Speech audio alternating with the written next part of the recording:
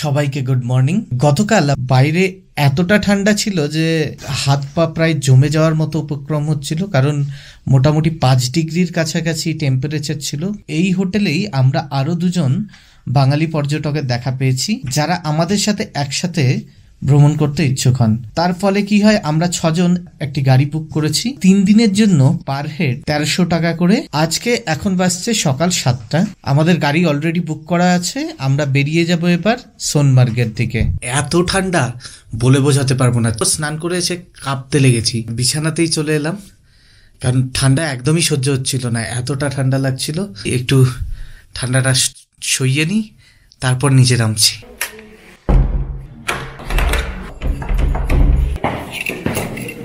চলো, এই চাবিটা তোমার কোনোটাতে রাখো না। তো সকাল হয়ে গেছে 8:30। আমাদের 8:15-এর মধ্যে বেরোনোর কথা ছিল, কিন্তু ড্রাইভার যিনি তিনি আসতে একটু লেট করেছেন, তাই 8:30টার সময় বেরোচ্ছি। যদিও এখনো প্রচণ্ড ঠান্ডা রয়েছে, হাত এই ভিডিওটা শ্যুট করার সময় আমার হাত প্রায় জমে যাচ্ছে, এতটাই ঠান্ডা। কারণ ঠান্ডাটা, যদিও টেম্পারেচার বেশি নেই, তবে ঠান্ডাটা বেশি লাগছে। তার কারণই হলো হাওয়া বইছে এখানে। হাওয়া বইলে কি হয়, ঠান্ডার পরিমাণটা বেড়ে যায়। টুকটুক করে এগিয়ে যাচ্ছি একটু সামনের দিকে, যেখানে গাড়িটা দাঁড় করিয়ে রাখা রয়েছে। আজকে দ্বিতীয় দিন। গতকালই এখানে এসে পৌঁছেছিলাম। ডাল লেকে একবার ভ্রমণ করেছিলাম, কিন্তু ডাল লেকে শিকারা রাইড করিনি, সেটা আমরা পরে করব বলেই করিনি। আজকে দেখি कौन गाड़ी दिए हमारे। यही वाला है भैया? कौन सा वाला है हमारा? ये वाला? ओके, हेलो सर जी। सो आप लेके जाएंगे? आपका नाम भैया? इरशाद। इरशाद? इरशाद। ओके, इरशाद इरशाद इरशाद इरशाद। আমাদের সাথে উনি আমাদেরকে পুরো সোনমার্গের ট্রিপ, গুলমার্গের ট্রিপ উনিই করাবেন। এই মুহূর্তে খ্যাম চকের রোড পুরোপুরি জনশূন্য। একটা দোকান এখানে দেখা যাচ্ছে যেখানে চা বিক্রি হচ্ছে। এছাড়া রাস্তার ধারে কিছু গাড়ি রয়েছে, খুব সম্ভবত এগুলো ট্যুরিস্ট গাড়ি, যারা নিয়ে যাবেন এই গুলমার্গ, সোনমার্গ বা লোকাল সাইট সিনের জন্য। আমাদের এই গাড়ি 5133, এটা আমাদের নিয়ে যাবে সোনমার্গ। বিকি একটা এই হ্যান্ড গ্লাভস কিনে নিয়ে এলো, 100 টাকা করে পেলো, ওয়াটারপ্রুফ হ্যান্ড গ্লাভস। তো গাড়িতে উঠে নিই, তারপর কথা বলছি। Vicky, powerful man, yes tell me, क्या रेस्पॉन्स है इस बॉडी का? I'm fresh। কি ঠান্ডা। আমরা মোটামুটি 15 মিনিট হলো স্টার্ট করেছি আমাদের জার্নি শ্রীনগর থেকে সোনমার্গের দিকে। সামনে বসে রয়েছে বিকি, I'm powerful man। हेलो। এখানে আমার সাথে রয়েছে আমার ওয়াইফ তমালিকা। আপনার নামটা বলবেন? রত্না বিশ্বাস। রত্না বিশ্বাস। আমি দেবু, ভাই চিরঞ্জিত। ওনাদের সাথে দেখা আমাদের হোটেলেই। আমরা যেহেতু প্রত্যেকেই বাঙালি, তাই একটা কানেকশন থাকেই বাঙালি বাঙালির। গাড়ির ড্রাইভার রয়েছেন ইরশাদ ভাই।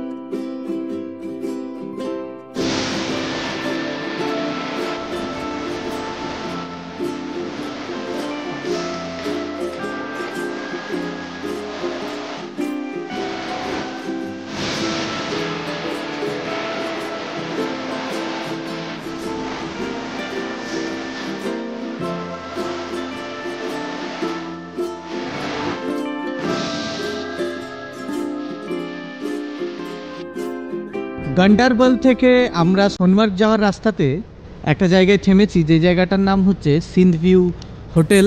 সেই হোটেলে নামার পর হোটেলে আমরা খাবার অর্ডার দিচ্ছি, আর এই হোটেলের ঠিক সামনেই রয়েছে একটা বেশ সুন্দর নদী, আর তার অপর পাশে দেখা যাচ্ছে একটা পাহাড়।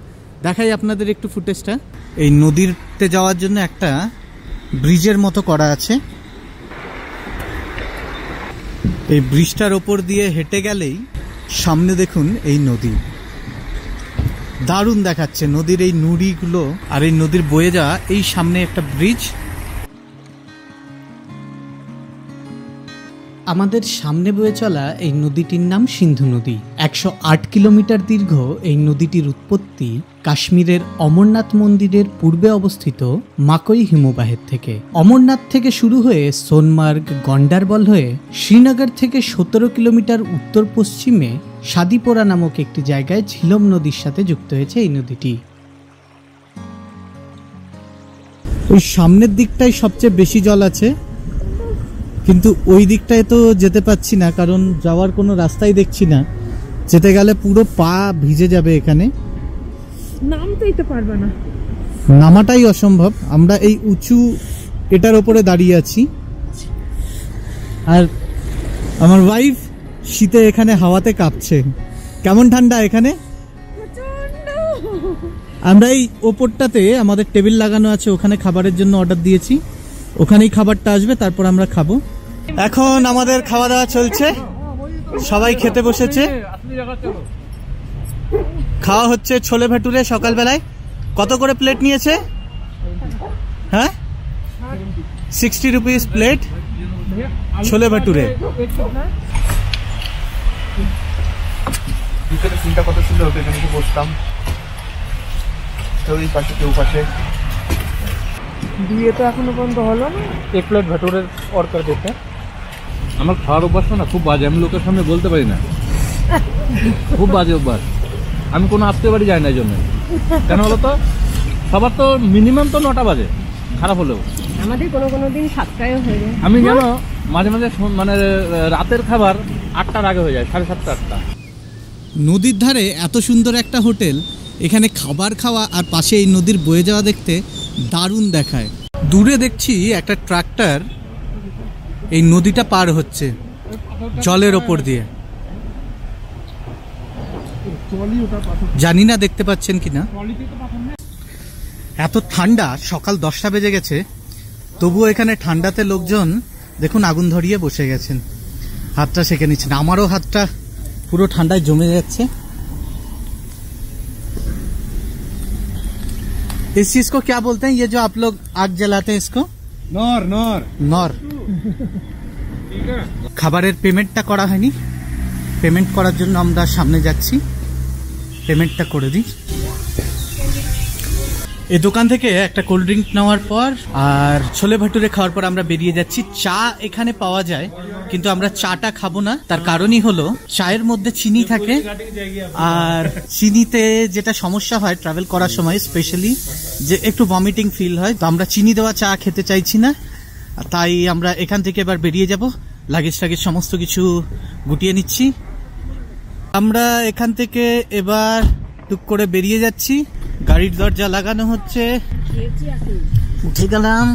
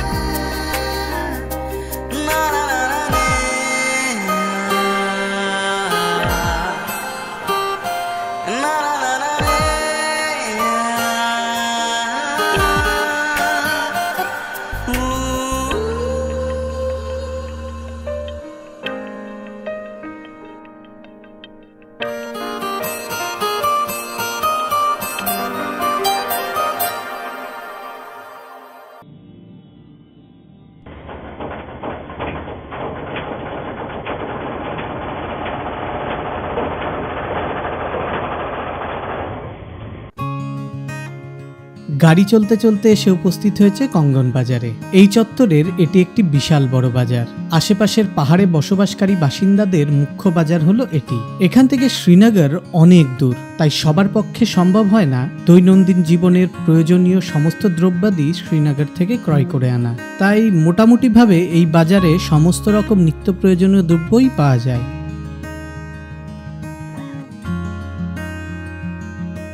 কাশ্মীরের অন্যতম পর্যটন কেন্দ্রগুলোর মধ্যে একটি হলো সোনমার্গ। শ্রীনগর থেকে সোনমার্গের দূরত্ব প্রায় 81 কিলোমিটার। তবে সকাল সকাল বেরিয়ে পড়লে খুব সহজেই একদিনে সোনমার্গ ভ্রমণ করে শ্রীনগরে ফিরে আসা যায়। সোনমার্গকে ইংরেজিতে বলা হয় মিডো অফ গোল্ড। সবুজ তৃণভূমি আর পাশে থাকা তুষারাবৃত পাহাড়ের চূড়াতে যখন শেষ বিকেলের সূর্যের সোনালি আলো প্রতিফলিত হয়, তখন সেখানকার পাহাড়গুলিকে মনে হয় যেন সোনা দিয়ে তৈরি করা। তাই সেই জায়গাটিকে বলা হয় সোনমার্গ। সেই সোনমার্গ থেকে আরও 8.5 কিলোমিটার দূরে অবস্থিত একটি জায়গা হলো বালতাল। আমরা সেই দিকেই যেতে চলেছি। সোনমার্গ ট্যাক্সি স্ট্যান্ডে আমাদের এই গাড়ি থেকে নেমে বুক করতে হবে আরও একটি গাড়ি। সেই গাড়িতে চড়েই আমরা যেতে পারবো বালতাল পর্যন্ত। বালতাল থেকে সোনমার্গ আমরা যতক্ষণ না ফিরে আসব ততক্ষণ পর্যন্ত আমাদের এই গাড়িটি সোনমার্গ ট্যাক্সি স্ট্যান্ডেই অপেক্ষা করবে। সামনে দুটো ঘোড়া দেখতে পাচ্ছি। ঘোড়ার গায়ের লোমগুলো আমাদের ওই দিকের ঘোড়াগুলোর থেকে সম্পূর্ণ আলাদা। লোমগুলো বেশ মোটা। শীতের সময় চারিদিক বরফে ছেয়ে যায়, তাই এখানে জ্বালানির খুব অভাব দেখা দেয়। ওই যে পাহাড়ে ধোঁয়াগুলো দেখতে পাচ্ছেন, ওখানে কাঠ জ্বালিয়ে এখন থেকেই কয়লা তৈরি করে রাখা হচ্ছে শীতের জন্য। দূরে পাহাড়ের ওই উঁচুতে সাদা সাদা বেশ কিছু ঘর দেখতে পাচ্ছি। আমার এবার প্রশ্ন হচ্ছে যে ওখানে যারা আছেন তারা ওখানে আছেনই কেন? তারা তো নিচেও থাকতে পারেন। এখানে যে বাকি ঘরগুলো রয়েছে এগুলো আশেপাশেই তো ঘর বানিয়ে থাকতে পারেন। আমি বুঝতে পারছি না অত উপরে থাকার কি দরকার আছে। আর অত উপরে যাওয়ার আসার রাস্তাও তো বেশ ডিফিকাল্ট। কিভাবে ওখানে তারা যাতায়াত করছেন আমার মাথায় তো একদমই ঢুকছে না। আমার মনে হয় 1 সপ্তাহের পুরো বাজারও একসাথে করে রাখতে হয়, তা নইলে বারবার ওই অতটা উপর থেকে নিচে নেমে আসা আবার উপরে যাওয়া বিশাল হেক্টিক একটা কাজ। এই পুরো এলাকাটা হচ্ছে মা মার্গ এলাকা। সোনমার্গ যাওয়ার পথে প্রথমে ছিল গন্ডারবল, তারপর কাঙ্গন মার্কেট, তারপর হলো এই মামার্গ।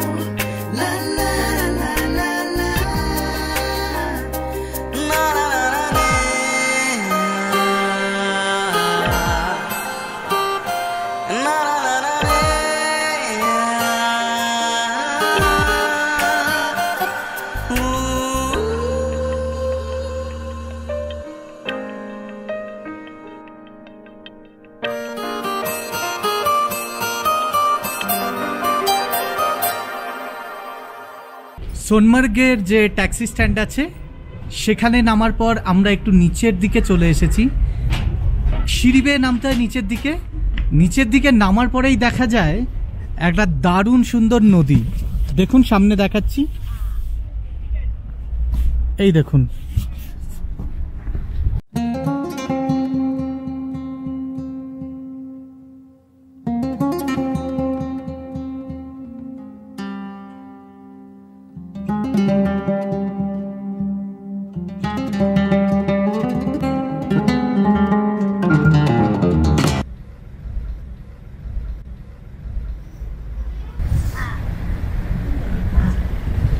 এত ঠান্ডা কি বলবো, যাতা অবস্থা হয়ে যাচ্ছে ঠান্ডাতে।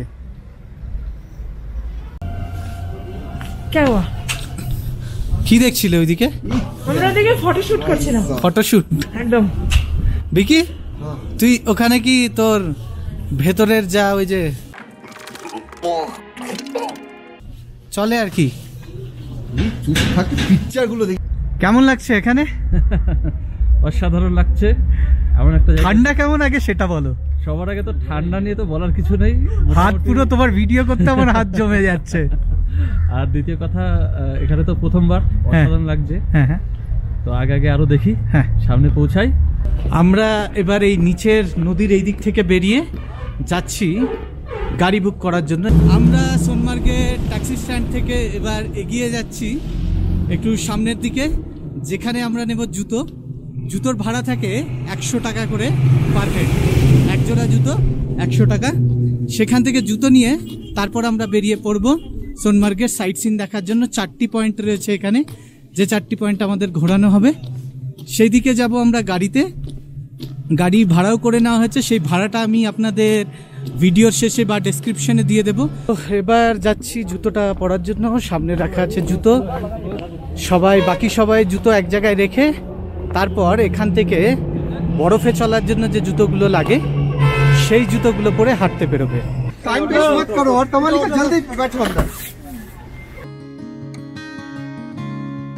সোনমার্গ ট্যাক্সি স্ট্যান্ড থেকে এবার আমরা যাচ্ছি বালতালের দিকে। কিন্তু এবার প্রশ্ন হলো, আমরা বালতাল কেন যাচ্ছি, কি বা আছে সেখানে?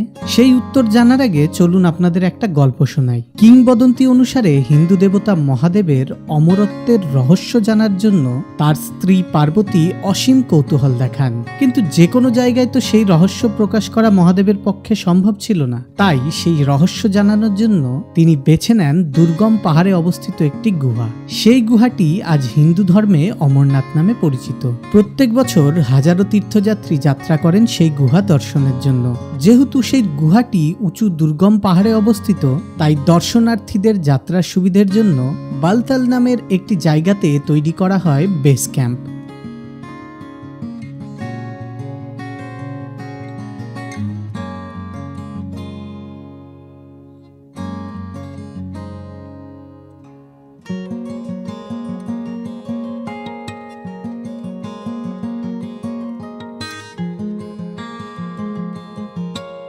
বেস ক্যাম্প থেকে অমরনাথ গুহার দূরত্ব প্রায় 14 কিলোমিটার। তীর্থযাত্রীরা পায়ে হেঁটেই সেই পথ অতিক্রম করেন। সেই বেস ক্যাম্পে থাকে খাওয়া দাওয়া, স্নান করা, পুজোর বিভিন্ন জিনিসপত্র কেনাকাটার সুবিধে। এছাড়া জরুরি পরিস্থিতির জন্য থাকে প্রাথমিক চিকিৎসারও সুবিধে। প্রত্যেক বছর এই যাত্রা চলে মোটামুটি জুন মাসের শেষ দিন থেকে আগস্ট মাসের 10 তারিখ পর্যন্ত।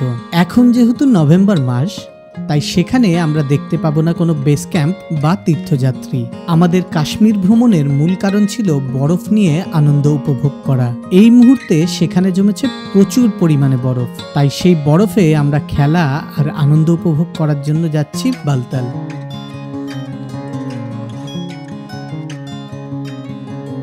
এইদিকে এত বরফ জমে আছে রাস্তার ধারে, দেখতে এত মজা লাগছে। আমরা তো শুধু চারিদিকে তাকিয়ে বরফই দেখে যাচ্ছি। মোটামুটি 20 দিন আগে পর্যন্ত এখানে বরফ ছিল না। বছরে নাকি প্রায় 6 মাস এই রুটটা, যে রুট দিয়ে আমরা যাচ্ছি, এই রুটটা বন্ধ থাকে। তাই তৈরি হচ্ছে জজিলা পাস। ये आखिरी गांव है। फोटो खींचना है यहाँ पे। হ্যাঁ, এই যে সামনে বেশ কিছু ঘরবাড়ি দেখতে পাচ্ছেন, এগুলোই হলো কাশ্মীরের লাস্ট ভিলেজ বলা হয় এটাকে। এরপর প্রায় 150 কিলোমিটার আর কোনো গ্রাম নেই। এই গ্রামটার পর 150 কিলোমিটার কোনো গ্রাম নেই। এরপর গ্রাম পাওয়া যাবে লে লাদাখে গিয়ে। তাই এটাকে বলা হয় কাশ্মীরের লাস্ট ভিলেজ। এই নিচে দেখা যাচ্ছে কিছু কনস্ট্রাকশনের কাজ চলছে। আমি বুঝতে পারছি না আপনারা দেখতে পাচ্ছেন কিনা, কিন্তু নিচে কনস্ট্রাকশনের একটা সাইট তৈরি করা হয়েছে। সেখানে ট্রাকে করে কনস্ট্রাকশনের যে মেটেরিয়ালগুলো হচ্ছে সেগুলো তুলে আনা হয়। তুলে এনে তারপর জজিলা পাসের যে কাজ চলছে সেটা করা হচ্ছে।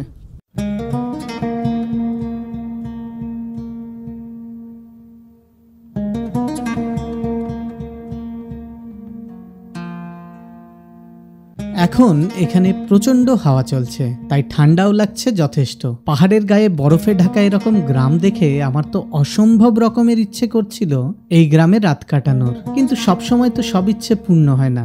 বরফে ঢেকে যাওয়ার জন্য এই গ্রামে এই মুহূর্তে কেউ নেই। সবাই চলে গিয়েছেন তাদের শীতকালীন বাসস্থানে। আবার যখন শীত শেষ হয়ে যাবে তখন তারা সবাই ফিরে আসবেন এই গ্রামে। ততদিন অবধি এই গ্রাম ঢাকা পড়ে থাকবে সাদা বরফের পুরু চাদরে।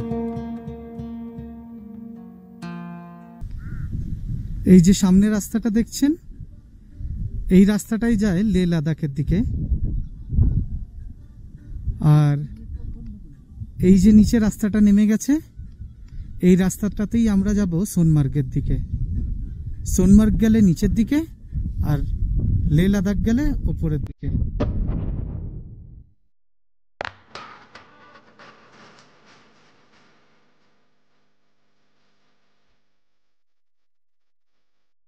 আমাদের গাড়ি এগোতে থাকলো সামনের দিকে। অমরনাথ যাত্রা সোনমার্গের অর্থনীতিতে বিশাল অবদান রাখে। পথে যেতে যেতে সেই কথাই জানালেন আমাদের ড্রাইভার দাদা। यहाँ पे ज्यादा जो इनकम होता है ना वो यात्रा पे होता है। अमरनाथ यात्रा पे जब आएगा ना 2 महीना होता है वो, जुलाई अगस्त अच्छा इनकम होता है हर किसी को। সোনমার্গ থেকে বালতাল যাওয়ার পথে আমাদের 4টি পয়েন্ট দেখানোর কথা হয়েছে। প্রথম পয়েন্ট ফিশ পয়েন্ট, যেটা আমরা বালতাল থেকে ফেরার পথে দেখব। দ্বিতীয় পয়েন্ট কাশ্মীরের শেষ গ্রাম, যেটি আমরা সবেমাত্র দেখে এলাম। সামনেই রয়েছে তৃতীয় পয়েন্ট জজিলা পাস টানেল। শীতকালে ভারী তুষারপাতের ফলে জজিলা পাস বন্ধ হয়ে যায়, ফলস্বরূপ কাশ্মীর থেকে লাদাখ সম্পূর্ণরূপে বিচ্ছিন্ন হয়ে যায়। এই পাসটি তৈরি হয়ে গেলে লাদাখ ও কাশ্মীরের মধ্যে শীতকালেও যোগাযোগ ব্যবস্থা অব্যাহত থাকবে। আমাদের শেষ পয়েন্ট হবে বালতাল অমরনাথ বেস ক্যাম্প। এখন আমরা যে জায়গাটা দিয়ে যাচ্ছি, জুলাই আগস্ট মাসে এখানে কোনো রকম বরফ দেখা যায় না। চারিদিকে থাকে অসংখ্য টেন্ট হাউস। বাজার বসার পাশাপাশি চলতে থাকে পুণ্যার্থীদের জন্য অসংখ্য ভান্ডারা। जोजिला पास हो गया ये ऊपर, इसी के वजह से ये बंद रहता है। ऊपर ये है जोजिला पास। ओके, ये जो टावर जैसा बना हुआ है, यहाँ पे होता है चेकिंग। অমরনাথ যাত্রার সময় সামনের এই ঘরে নিজেদের নাম রেজিস্ট্রেশন, ব্যাগ এবং অন্যান্য নথিপত্র চেকিং করিয়ে তারপর একটু সামনে এগিয়ে ঢুকে যেতে হয় বেস ক্যাম্পের ভেতরে। সামনের এই প্রবেশদ্বার দিয়ে বেস ক্যাম্পে ঢুকে যান তীর্থযাত্রীরা। যেহেতু ভোর 4টে থেকে সকাল 8টা পর্যন্তই অমরনাথ যাত্রা করার পারমিশন পাওয়া যায়, তাই দর্শনার্থীরা আগের দিনই এখানে এসে বেস ক্যাম্পে থাকা টেন্টগুলোতে রাত্রি যাপন করেন। আমাদের ডান পাশে থাকা এই ফাঁকা অংশে সেই সময় প্রচুর সংখ্যক স্থানীয় বাসিন্দা এসে উপস্থিত হন ঘোড়া আর পালকি নিয়ে। সেগুলিতে চড়েই অনেক তীর্থযাত্রী অমরনাথ গুহা অবধি পৌঁছান, যদিও শারীরিকভাবে সক্ষম ব্যক্তিরা হেঁটেই পৌঁছে যান সেখানে। অমরনাথ থেকে উৎপন্ন হয়ে আসা সিন্ধু নদী বয়ে চলেছে ঠিক এই ক্যাম্পের পাশেই। এই মুহূর্তে নদীর জল অনেকটাই বরফে পরিণত হয়েছে। এই দেখুন कितना करके है सर? 600 करके सर। 600 पर हेड। कितने मिनट के लिए? 3 राइड के लिए। 3 राइड के लिए कितना मिनट होगा? 15-20 मिनट। 15-20 मिनट का 600। Okay sir. इधर कराते प्लेयर पे।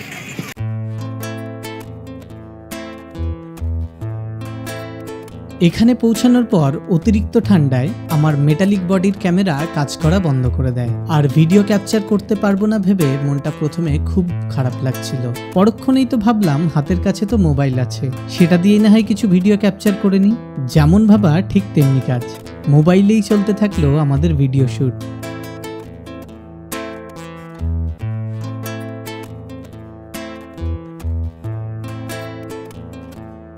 আমরা এই মুহূর্তে যে জায়গায় রয়েছি সেখানকার বরফগুলো ভুসভুসে নয়, তাই বরফে আমাদের পা ঢুকে যাচ্ছে না। কিন্তু ভুসভুসে বরফ না থাকলে বরফ নিয়ে খেলার মজাটাও ঠিক পাওয়া যায় না।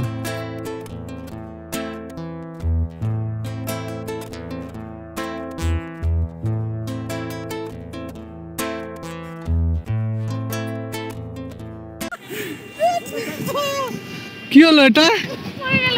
হ্যাঁ, পড়ে গেল কি করে তুমি? ওঠো ওঠো ওঠো।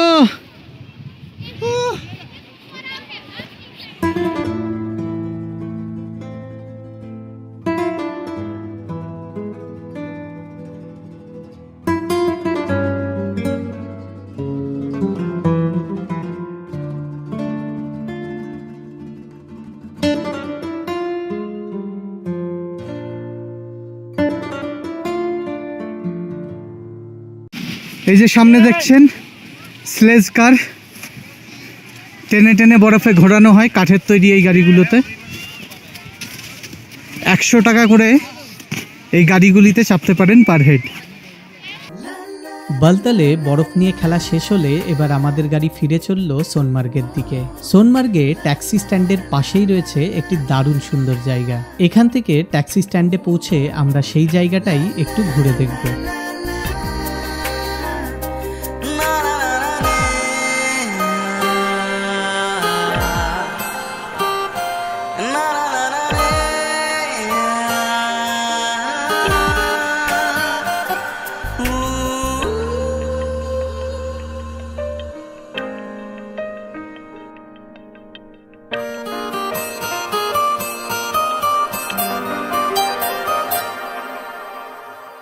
এটা হচ্ছে সোনমার্গের যে মার্কেটটা রয়েছে তার পাশেই থাকা একটা পাহাড়।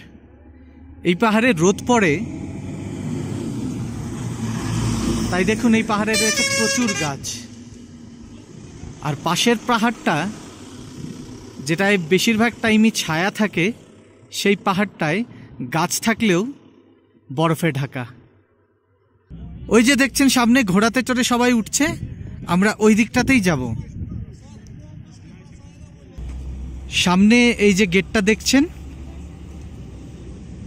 এই গেটটা দিয়েই আমাদের ভেতরে ঢুকতে হবে। একে একে আমরা ভেতর দিকে ঢুকছি।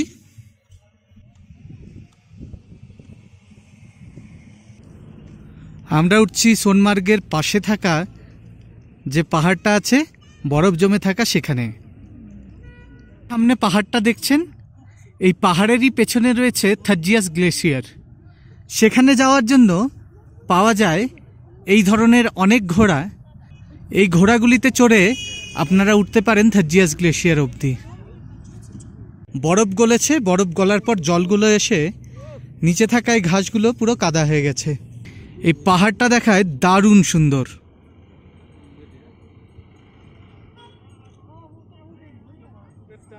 এই জায়গাটা ফটোগ্রাফির জন্য দারুণ সুন্দর জায়গা।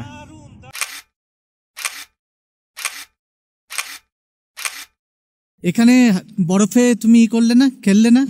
হ্যাঁ, এখানে খেলার টাইম পাইনি, কারণ আমরা বালথালে অনেক টাইম কাটিয়ে ফেলেছি, তো এখানে এতটা টাইম আর নেই। তাই এখানে কয়েকটা ফটো ক্লিক করে এবার যেতে হবে আমাদের। রাস্তায় প্রচুর কাদা হয়ে আছে, দেখুন। সাবধানে পা রেখো, পা স্লিপ কাটবে। সোনমার্গ থেকে এবার আমরা রওনা দিলাম আমাদের পরবর্তী গন্তব্য ফিশ পয়েন্টের উদ্দেশ্যে।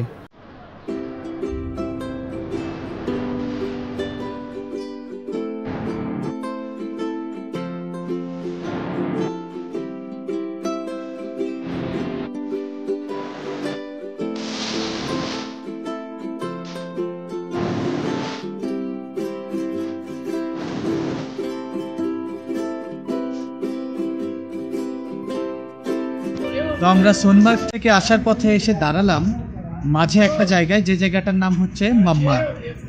এখানেই আছে একটা হোটেল, দেখতেই পাচ্ছেন, মহারাজা ধাবা। এখানে আমরা খাবার খাবো। চলুন দেখি ভেতরে যাই। এটা পুরোপুরি ভেজিটেরিয়ান একটা হোটেল। এখানে গিয়ে দেখি কি কি খাবার পাওয়া যাচ্ছে।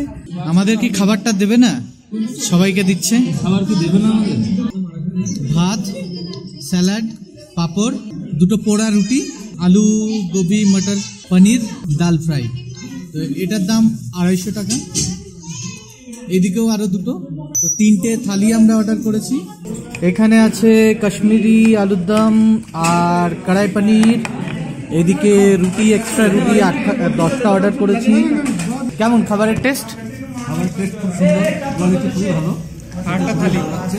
আচ্ছা, তো মানে value for money. Value for money, মানে 250 টাকা যেটা রেটটা নিয়েছে, ঠিক আছে। অ্যাকচুয়ালি টুরিস্ট জায়গাতে এতটা Tourist আসবেই। হ্যাঁ। তবে খাবারের কোয়ালিটি হিসেবে সেটাতে আর কোনো নেই, মনে কোনো ক্ষেত নেই। আমাদের খাওয়া দাওয়া করলাম, 1390 টাকা 6 জনের বিল হলো খাওয়া দাওয়ার। খাবারের দামটা একটু এক্সপেন্সিভ মনে হলো, খাবারগুলো বেশ টেস্টি ছিল। তো পেট ভরে প্রত্যেকে খেয়েছি। এবার আমরা বেরিয়ে যাব আমাদের গাড়ির দিকে। গাড়িতে চেপে রওনা সোজা শ্রীনগর। যদিও আমাদের 4টি পয়েন্ট দেখানোর কথা ছিল, কিন্তু ফিশ পয়েন্টে পৌঁছে আমরা কিছুই দেখতে পাইনি, কারণ করোনা পরিস্থিতিতে ফিশ পয়েন্টে রাখা ফিশ আর নেই, তাই সেখানে আর কোনো ভিডিও ক্যাপচার করতে পারিনি। আচ্ছা, একটা কথা এখনো আপনাদের বলা হয়নি। সোনমার্গ থেকে বালতাল যাওয়ার সময় মাত্র 16 কিলোমিটার গাড়িতে যাওয়ার জন্য আমাদের জনপ্রতি 1700 টাকা করে চাওয়া হয়েছিল।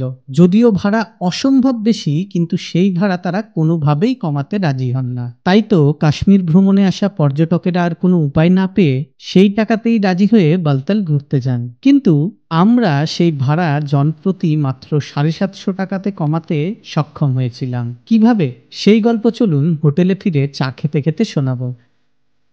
আমরা হোটেলে ফিরে এসেছি। আসার পর আমরা অর্ডার করেছি কাওয়া চা। এখানকার চায়ের ভেতরে কেসার দেওয়া থাকে। চাটা কেমন একটু টেস্ট করে দেখি। দাদা, কেমন লাগছে চাটা? একদম মারাত্মক, অসাধারণ। কেমন লাগছে তোমার? প্রবলেমটা কি? অতিরিক্ত মিষ্টি, মিষ্টিটা বেশি দিয়ে দিয়েছে। একদম। তাছাড়া এমনি স্মেলটা বাকি একদম সেরা চা। কেশরের একটা স্মেল আসছে, দারুণ লাগছে, কিন্তু মিষ্টিটা বেশি দিয়ে প্রবলেম হচ্ছে। কেশরি স্মেল আচ্ছা। আসছে কিরকম কথা? হ্যাঁ ঠিক আছে, স্মেল না, সুগন্ধ। ঠিক আছে বিকি বাবু, আপনার তো দুদিন পর বিয়ে,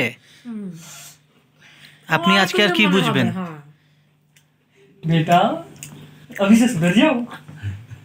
আজকে আমরা সকালবেলায় উঠে 8:30 নাগাদ আমরা হোটেল থেকে বেরিয়ে গেছিলাম সোনমার্গ দেখার জন্য। সোনমার্গ পৌঁছানোর পর একটা যেটা বড় প্রবলেম আমরা ফেস করলাম, সোনমার্গের পর থেকে আমরা আমাদের যে গাড়িটা থাকে সেই গাড়িটাতে করে লোকাল সাইট সিন করতে পারবো না। সেটার জন্য আমাদেরকে ওখান থেকেই ক্যাব বুক করতে হবে অথবা ঘোড়ায় চড়ে ঘুরতে হবে।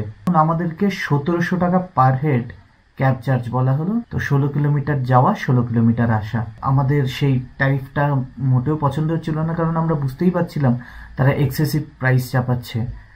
তো তখন আমরা এদিক ওদিকে চেষ্টা করেও হচ্ছে না। ফাইনালি আমরা ওদের এমনভাবে বললাম যে আমরা এটা অ্যাফোর্ড করতে পারবো না এই টাকাটা, তো আপনারা যদি আমাদেরকে 500 বা 600-র মধ্যে কোনো কিছু প্ল্যান দিতে পারেন তাহলে আমরা যেতে রাজি আছি, আর যদি না দিতে পারেন তাহলে আমরা এখানে সোনমার্গেই টাইম কাটাবো।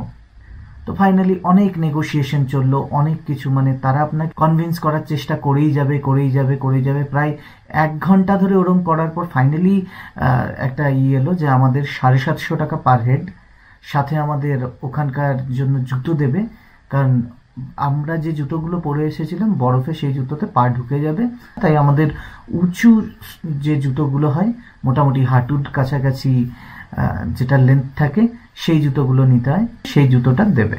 আমরা সেখান থেকে বেরিয়ে গেলাম। তারপর আমাদেরকে পয়েন্ট বলা হলো 4টে পয়েন্ট। প্রথম পয়েন্ট আমাদেরকে যেটা দেখানোর কথা ছিল সেটা হচ্ছে ফিশ পয়েন্ট নামেই ফিশ পয়েন্ট, সেখানে কিন্তু কিচ্ছু নেই এই মুহূর্তে। গত 2 বছর ধরে কোভিডের পর থেকে কিচ্ছু নেই। ওনাদের কথায় যে 4টে পয়েন্ট ঘোরাবো, তা নিলে একটা পয়েন্ট বললে তো ট্যুরিস্টরা সেই টাকাটা দিতে রাজি হবে না, তাই না? তো সেই ক্ষেত্রে তারা 4টে পয়েন্টের কথা বলে।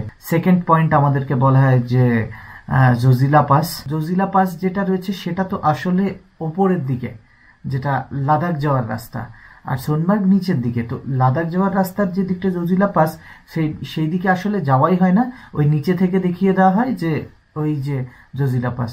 মানে ধরে নিন আপনাকে চাঁদে ভ্রমণের কথা বলা হলো, আর তারপর দেখানো হচ্ছে ওই দেখো ওটা চাঁদ, তো এটাই চাঁদের ভ্রমণ আর কি। তো সেম আমাদের ওখানে ওটা করা হলো। নেক্সট আমাদের বলা হলো কাশ্মীরের শেষ গ্রাম। তো কাশ্মীরের শেষ গ্রাম আমরা সোনমার্গ যাওয়ার পথে কেন পড়বে, কারণ হচ্ছে কাশ্মীর তো ছোট জায়গা না, আমাদের লে আছে, লাদাখ আছে, সেই জায়গাগুলোও রয়েছে। তো পরে সেখানে যাওয়ার পর তারপর যখন আমরা আবার প্রোব করতে থাকলাম যে এটা কি করে কাশ্মীরের শেষ গ্রাম হয়, তো তখন তারা এগ্রি করলো যে হ্যাঁ এটা কাশ্মীরের শেষ গ্রাম না, তবে এই দিক থেকে গেলে এই জায়গাটার পরে, এই গ্রামটার পরে আর 150 কিলোমিটারের মধ্যে কিচ্ছু নেই। আর ওই গ্রামটায় যখন আমরা পৌঁছলাম তখন দেখতে পেলাম যে ওই গ্রামটা পুরো বরফে ঢেকে গেছে। এখন নভেম্বরের 15 তারিখ চলছে, এতেই বরফে পুরো ঢেকে গেছে। ওখানে যারা থাকতেন তারা অলরেডি সেই ঘরগুলি খালি করে তাদের অন্য জায়গায় যে বাসস্থান রয়েছে সেখানে চলে গেছেন। আবার যখন বরফ পুরো সরে যাবে সেই সময় তারা আবার শিফট করে যাবেন ওখানে। যাই হোক, ওই পয়েন্টটা দেখার পর তারপর আমরা পৌঁছে গেলাম বালতাল। পাশ দিয়ে বয়ে চলেছে একটা নদী। তো সেই নদীটার পাশেই থাকা জায়গাটা বরফে ঘেরা, মানে প্রচুর বরফ রয়েছে ওখানে, পাহাড়ের গায়েও বরফ দেখা যায়। এছাড়াও মোটামুটি বেশ ভালো বরফ রয়েছে সেখানে। আপনার যে স্নো বাইক যেগুলো রয়েছে সেগুলো রাইড করার অপশন রয়েছে, স্লেজ গাড়িগুলো সেগুলোতে চাপারও অপশন রয়েছে, আর তাছাড়া রয়েছে আপনার আইস স্কেটিংয়েরও সুবিধে। তো সেগুলো এক্সেসিভ চার্জ চাওয়া হয় আপনার কাছে। মোটামুটি যা চার্জ চাওয়া হবে তার মোটামুটি আপনি ধরে নিতে পারেন যে 20%-এর মধ্যে তারা এগ্রি হয়ে যাবেন।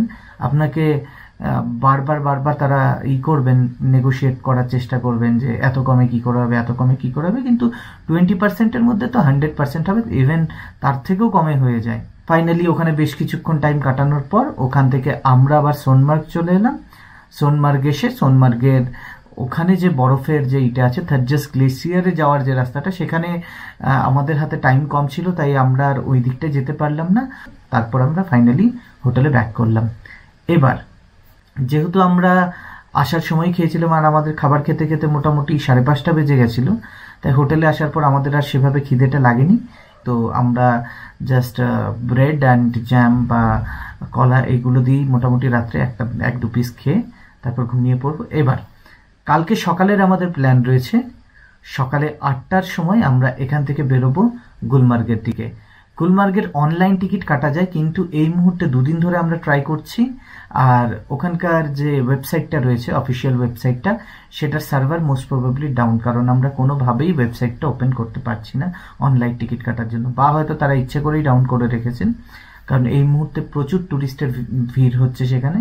তো তাই সকালে 9টার সময় টিকিট কাউন্টার খোলে ওখানে, তাই আমাদের চেষ্টা থাকবে যে যত সকাল সকাল এখান থেকে বেরোনো যায়। আমরা ড্রাইভার যিনি ছিলেন আজকে ইরশাদ ভাই, তাকে বলাই আছে যে আগামীকাল সকাল 8টার সময় আমরা বেরিয়ে যাব।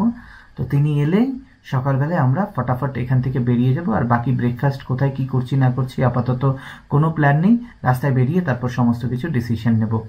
রাত্রি অনেকটাই হয়ে গেছে, ঘুমিয়ে সকালে 7টার মধ্যে উঠতেও হবে। তো আজকের মতো গুড নাইট, ভালো থাকবেন, দেখা হবে আগামীকাল।